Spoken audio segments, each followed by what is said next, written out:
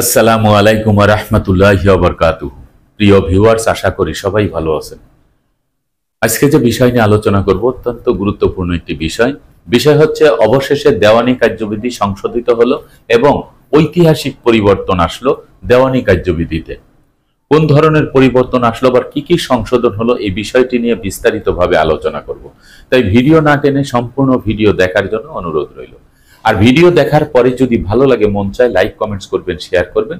আর আমাদের চ্যানেলটি যদি ভালো লাগে, আমাদের পরিবারের সদস্য হতে চান, চ্যানেলটি সাবস্ক্রাইব করে পাশে থাকা বেল বাটন অন করে দিয়ে আমাদের সাথেই থাকুন। প্রিয় ভিউয়ার্স, বাংলাদেশে দেওয়ানি বিচার ব্যবস্থাপনায় ঐতিহাসিক পরিবর্তনের পথে এগোলো আমাদের দেশ। বহুল প্রতীক্ষিত সিভিল প্রসিডিওর কোড সিপিসি সংশোধনী করে নতুন একটি প্রজ্ঞাপন জারি হবে এই চলতি মাসেই, এমনটি জানিয়েছেন আইন মন্ত্রণালয়।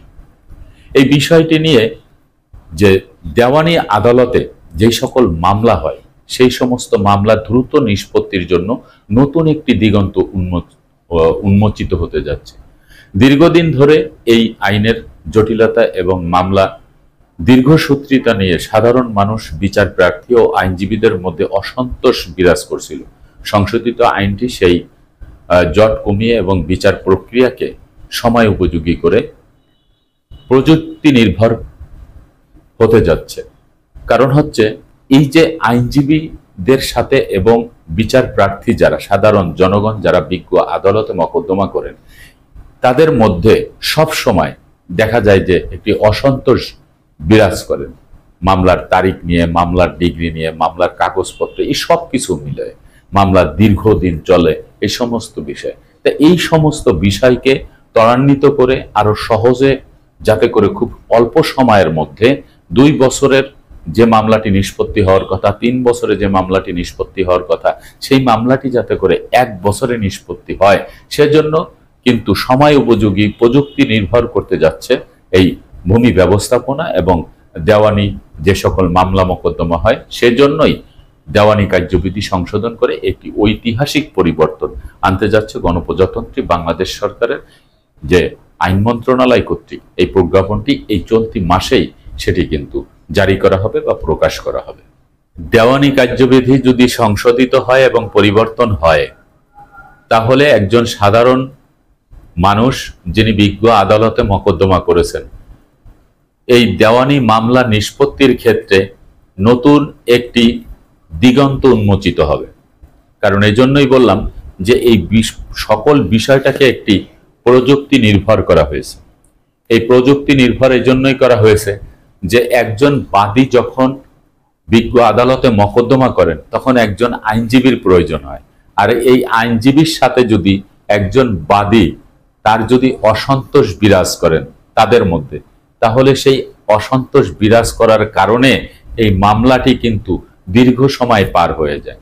আর তথ্য প্রযুক্তি যদি থাকে, প্রযুক্তি নির্ভর যদি হয়, তাহলে কিন্তু এই বিষয়টি অনেক কমে আসবে।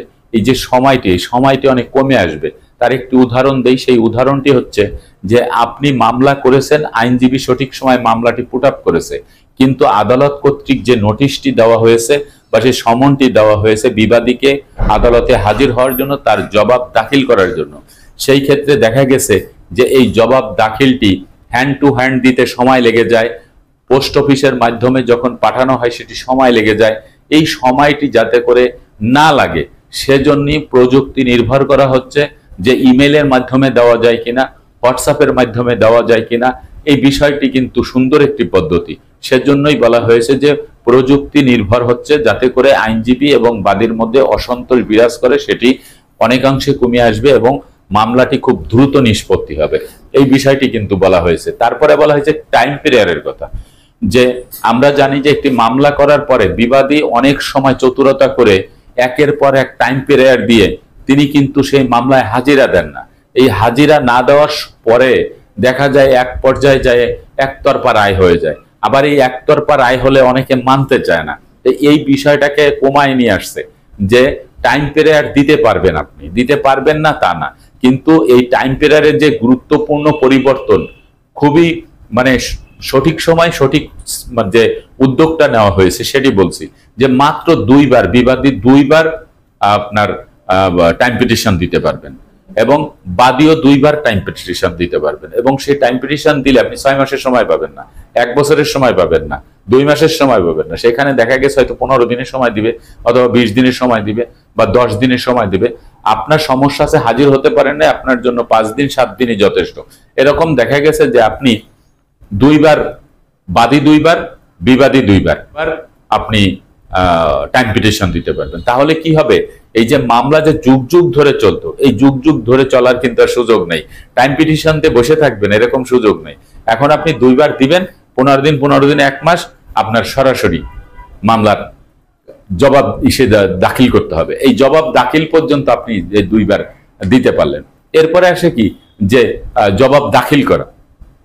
যে জবাব দাখিল করবেন, এই যে জবাব দাখিল করতে যাচ্ছেন, এই দাখিল করার সাথে সাথে এটা পঠিত হিসাবে কিন্তু গণ্য করা হবে। আপনি আর এর কোনো ব্যতিক্রম কোনো কিছু করতে পারবেন না। আপনি জবাব দাখিল করে দিয়েছেন, সেটা পঠিত হিসাবে গণ্য হবে এবং মামলাটি অন্য ধাপে চলে যাবে। একদম সাথে সাথে অন্য ধাপে যখন চলে যাবে, তো অন্য ধাপে চলে যাওয়ার সাথে সাথে মামলার বিচার কার্য শুরু হয়ে যাবে। তো মামলার বিচার কার্য শুরু হয়ে গেলে তারপরে কিন্তু আপনি মামলার রায়টি পেয়ে যাবেন। তা মামলার রায়টি যখন পাওয়া হবে, এই রায়ের পরে আমাদের পূর্বে কিন্তু বা বর্তমানেও জারি মামলা করতে হতো। এই জারি মামলা করে তারপরে তার রায় নিয়ে আপনাকে যেতে হতো। যেমন আমি যদি উদাহরণস্বরূপ বলি যে আপনি দখল পুনরুদ্ধারের একটি মকদ্দমা করেছেন সুনির্দিষ্ট পত্রিকার আইনে 1877-এর 8 ধারায়, এবং ঘোষণামূলক মামলাটি সেখানে জুড়ে দিয়েছেন 42 ধারায়। তাহলে এই যে মামলাটির যখন রায় হলো, এই রায়ের পরে কিন্তু জারি মামলা যেটা করা হয়, তো মামলা যখন জারি মামলা করা হবে, জারি মামলা রায় এসে তারপরে আপনাকে বিস্তারিত, কিন্তু এই জারি মামলাটি কিন্তু তুলে দিছে। এটা গুরুত্বপূর্ণ পরিবর্তন, যে জারি মামলা কিন্তু আর আপনার করা লাগবে না। তো এই জারি মামলাটি যদি না করা লাগে, তাহলে এই সময়টাও কমে গেল। তাহলে এখন কি হবে, এখন হচ্ছে আপনার যে সার্ভিস চার্জ, আমরা জানি সুনির্দিষ্ট পত্রিকার আইন 1877-এর 8 ধারা 42 ধারায় মকদ্দমা করলে আপনাকে একটা সার্ভিস চার্জ দিতে হবে। এই যে ফিটা দিতে হয়, এই ফিটা আদায় করার পরে সরাসরি আদালত কর্তৃক সরকারি বাহিনী দিয়ে, অর্থাৎ সরকারি বাহিনী যে কেউ হতে পারে, পুলিশ বাহিনী হতে পারে, বিজিবি হতে পারে, সেনাবাহিনী এখন ডিউটি করতেছে, সেনাবাহিনী থাকলে সেনাবাহিনীকে দিয়েও করাতে পারে, অর্থাৎ সরকারি বাহিনীর কথা বলা হয়েছে। সরকারি বাহিনী দ্বারা সরাসরি ওই যে সম্পত্তি নিয়ে মকদ্দমা, যার পক্ষে জাজমেন্টে আসছে, সেইখানে গিয়ে লাল পতাকা টানিয়ে দিবে, জনগণকে জানিয়ে জনসম্মুখে এই সম্পত্তিটি যে আপনার সেটিকে ঘোষণা দিয়ে তারপরে লাল পতাকা টানায় তারপরে সেখান থেকে চলে আসবে। এই যে মনে করেন একটি পরিবর্তন, এটিকে আমি মনে করি ঐতিহাসিক পরিবর্তন। কারণ দেওয়ানি কার্যবিধি সংশোধন করে যদি এই ধরনের পরিবর্তন আনার যে চিন্তা ভাবনা, যে প্রজ্ঞাপনটি জারি করার কথা বলা হয়েছে, যে এই চলতি মাসেই এটি জারি করা হবে, এবং আইন মন্ত্রণালয় কর্তৃক সিদ্ধান্তটি নিয়েছে। আমি সাধুবাদ জানাই যে এই ধরনের সিদ্ধান্ত নেওয়ার জন্য।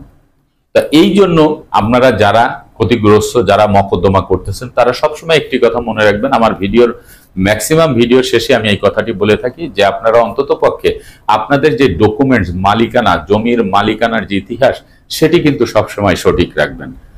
এই মালিকানার ইতিহাস যদি আপনাদের সঠিক থাকে, তাহলে আশা করি আপনারা ক্ষতিগ্রস্ত হবেন না। আজকের মতো ভিডিওটি এখানে শেষ করব। আগামীতে দেখা হবে অন্য কোনো ভিডিও নিয়ে। সে পর্যন্ত সবাই ভালো থাকবেন, সুস্থ থাকবেন, আর আমার জন্য দোয়া করবেন। আল্লাহ হাফেজ।